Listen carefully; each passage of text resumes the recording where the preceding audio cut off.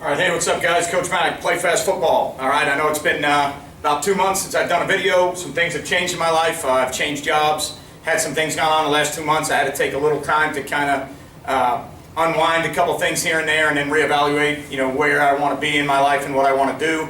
Everything worked out great. I've got a new job. I am now a defensive coordinator at Bishop Kenny High School in Jacksonville. I absolutely love it here. So now that I am comfortable here, now that I am comfortable in my classroom setting, going to start rolling out some new videos. Sorry to make you guys wait so long, but let's get after it right now. All right, always remember to check out some of our sponsors. GameStrat, all right, Sideline Replay, Dome Hats, still working with the Dome Hat Company, which is nice. This is our Dome Bishop Kenny, all right, fitted Dome Hat. Baker Sporting Goods, still work with Baker Sporting Goods. So all three companies right there Bishop Kenny works with, which was beautiful for me. DifferenceUSA, Bishop Kenny also has 3 DifferenceUSA strike pads in their weight room, beautiful for me. JustPlayFB, all right, they also are using JustPlayFB for their playbook stuff. And then HighandTight ball security training aid. I'm going to try and get a couple of those over here at Bishop Kenny, all right, as well. So now that I'm just a defense coordinator now, which is going to give me a little more time to investigate some things that I really want to look at on defense. I'm still going to be doing offensive videos, but I think a lot of the offensive videos I'll start doing from now are a little bit more with some other people's perspectives to get away from what I've always done and add a little life into the channel. Defensively, I'm still going to do the things that I like, what I'm investigating, what I'm looking at. So the video I'm going to do for you today is 3 high, confuse the quarterback. So we've done a bunch of 3 high videos. We've done videos on alignment. We've done videos on assignment and different coverages involved. But what I want to look at today, and it's interesting, this video comes up because in being the defensive coordinator now here at this high school with my head coach, Coach Krause, that I'm working for, one of the things he mentioned was 3 high coverages make them kind of relook at their quarterback manual a little bit because the identification of some things is not exactly the same. So the whole key is with the 3 high system, if you can make a lot of your coverages look similar, it's going to be very difficult for them to determine whether it's middle of the field open or middle of the field closed, which is usually one of the telltale signs for quarterbacks to know what to do with the football. Okay, so I think the first thing we have to look at is 3 high is not a coverage. All right, if you want to look at 3 high as a coverage, you have 3 deep, that could be 3 high. Quarter, half could technically be 3 high. If you have a corner and a safety playing quarters and you get vertical routes, they're going to be high. If you have a half the field safety on the other part of the field, he's going to be high. That could be 3 high, right? So Tampa 2, if you run the mic down the middle of the field, 25 yards, that could be 3 high. All right, so I'm not talking about 3 high as a coverage. It is not a coverage, it's just a structure. All right, and the structure of it really means 3 high safeties that can do a multitude of different things. All right, so again, 3 high is not a coverage. When people talk 3 high defense, don't think about it as a coverage. It is a structure, and you will play multiple coverages from that structure. Now, it's usually played inside of a 3-3-5 or a 4-2-5 defense just because you need 3 safeties on the field, or if it was a dime package or a nickel package, but it's very tough to do without 3 safeties on the field because at some point they're going to be asked to be on the roof. They're going to be asked to be playing some split field coverages and some coverages on the roof. At some point they may ask to be down. So you got to have safeties that are hybrid guys that are a little bit more multiple. All right, and to be really honest with you, I think one of the first times I remember looking at something like this was to give credit to a great football coach, Steve Speck, at St. Xavier, who was one of the greatest high school football coaches of all time in the United States, working with Team USA for a while. Not sure, Coach Speck, not sure what he's up to right now. Not a guy that I am in contact with, just a guy that I have admired from afar and watched videos. And I remember a long time ago him doing a coach's video, and I don't remember if it was Coach's Choice or Glazier or what it was, but he was talking about his 3 safety defense and how they play with an adjuster and how they sling coverages. And I remember from those videos seeing a lot of alignments start from a 3 high structure.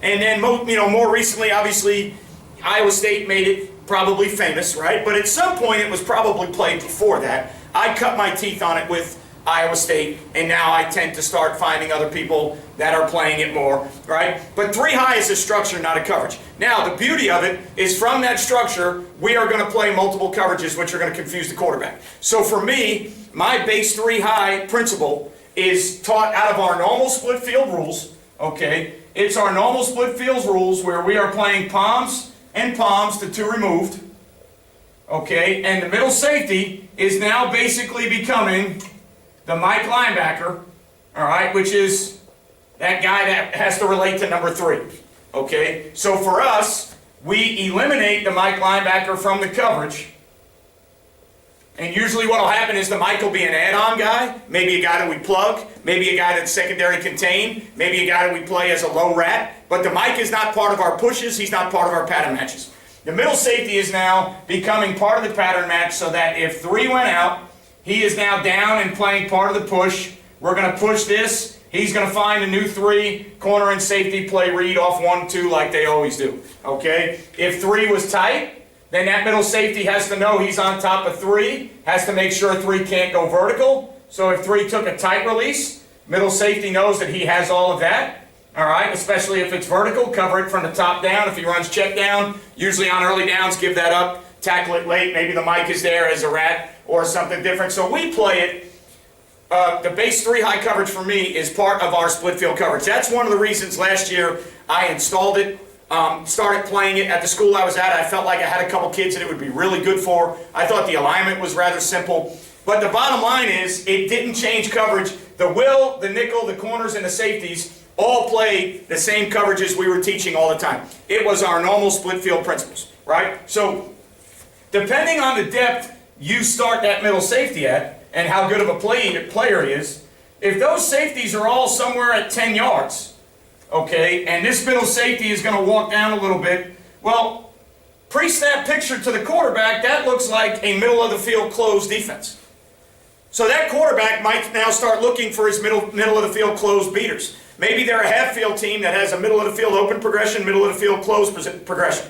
All right, maybe they have a 2 high beater or 1 high beater, however you want to look at it. Well, now in this 3 high structure, if you play it from the right depths, that middle safety looks like a middle of the field closed player, but we know as soon as if you were to do something with the back and the back was to be out, we know that that middle safety is going to be down here and the middle of the field is going to be open in our base premise. So we're now playing middle of the field open coverages, giving you the illusion of middle of the field closed, right? Now, the very next thing we're going to do is we're going to have the ability to bring both safeties down, okay? And for us, we just call it very simple. We just call it 3 safe because it's both safeties inverted, all right? So if we were to say 3 safe, now we're going to play almost like a drop 8, okay, where we're basically going to play, when we play 3 safe, now we do involve the Mike, all right? And now we're basically going to play, okay, a flat defender, a curl defender,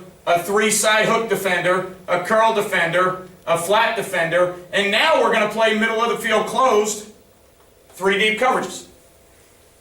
So now from that same look, if we align correctly and we spin correctly, now the quarterback is going to get middle of the field closed. So now he will see middle of the field coverages from the same alignments. Okay, so now he's seen middle of the field open, he's seen middle of the field closed. We have the ability to play double cloud, which for us actually becomes our Tampa call. So now we'll play double cloud, all right, and if you could play with your corners, if your corners could play catch or soft cover 2, all right, it's not catch man, but if they could play soft cover 2 at 4 or 5 yards so that it could look similar to palms, it would be a lot better because we happen to play at my old schools and the old schools I've been at, we play a lot of press man, so cover 2 looks for us do match into what we do. If you don't play a lot of press man and you play a lot of off coverage, and then all of a sudden you're jamming somebody, they're going to know that they're getting some type of 2 deep middle of the field open coverage. Okay, so we'll go to a 2 cloud, which will be this Tampa, which will be the same thing. All right, and in general, we will have corners, all right, force funnel. They're the force players in the run game. They got a funnel 1 inside. We still have hook players that are trying to wall 2 out. All right, curl droppers, I'm sorry, trying to wall 2 out. The Mike now, we can do 1 of 2 things with. Now what we can do is we can play Tampa with a low hole off of 3. We can play Tampa with a low hole, high hole player. And this can be the guy that gets to the deep, all right, middle third of the field. The safeties obviously would be outside on the half. Okay, and we can leave the mic to spy the quarterback, rat the low hole, all right? Or we could plug the mic if we wanted to, all right? We could use the mic as an add-on fourth. We could wait for the center to turn, all right? Maybe we could have some type of game on. We wait for the center to turn, all right? Maybe we're bringing, okay, the nose in one side to see if we can get the center to turn, all right? And then maybe we're bringing a long stick there, and then the mic plugs off of it. We can do whatever we want. We can build stunts in to do whatever we want with it. But the bottom line is we have options. We don't necessarily need the mic in coverage because our Tampa player is actually the middle safety. But at the same time, we could use the mic as a rat or a spy, depending on what the other teams are doing for us. Now, I will tell you, the big key teaching point in that is when the mic is not a low hole player, your will and your nickel have to really be conscious about not letting things cross their face and really communicating well with unders and other things because they lose that security blanket.